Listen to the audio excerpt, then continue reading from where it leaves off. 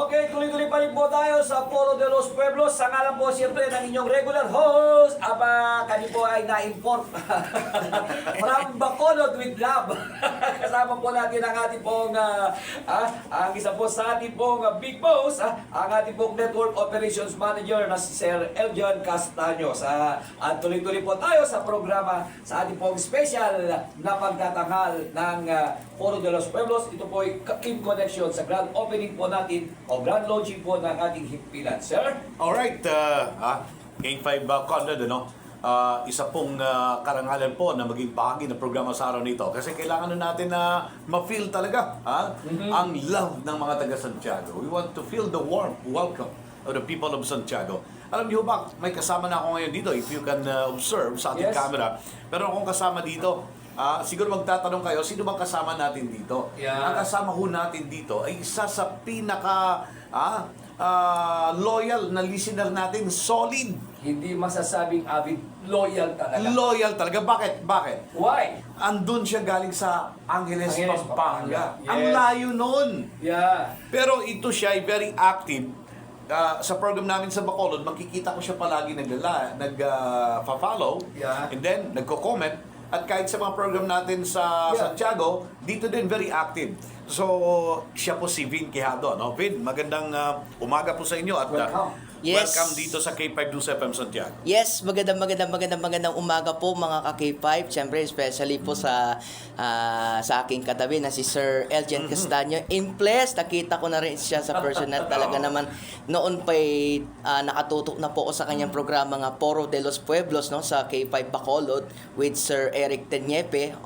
Teniepe, no? Tenerife. Yes. And siyempre, especially lalo na sa personal din si Sir Conrad de los Reyes, ang magiting na magiting, walang kakupas-kupas pero matapang at matikas na angkor ng El Castigador. Magandang umaga Nakita mo po. na K5 Conrad, parang taga K5 na rin magsalita.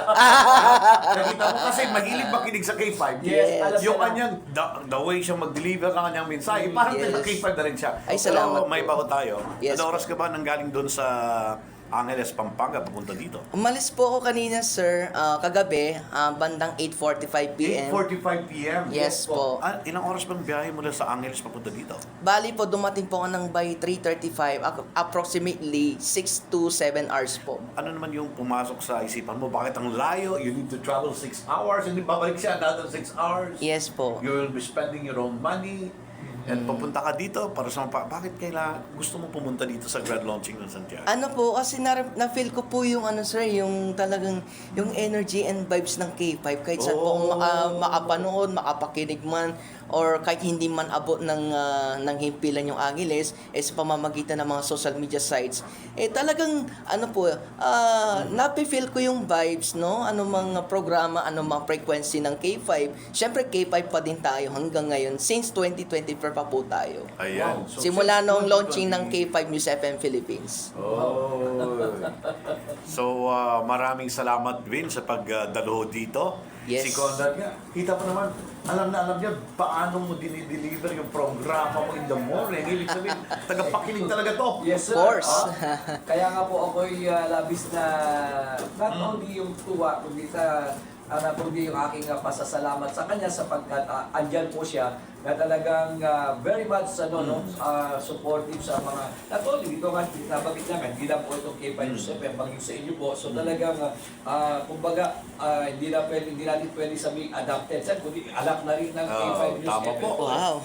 Maraming salamat, Vin, for joining us today. Of course. And sana tuloy-tuloy na yung suporta mo rin sa K5 News FM. Of course, sir. At Ano saka- ba yung message mo sa opening day ng K5 Santiago ngayon? At yan, syempre mga K5, baka naman paki-follow o like, follow, and share yung kanilang page.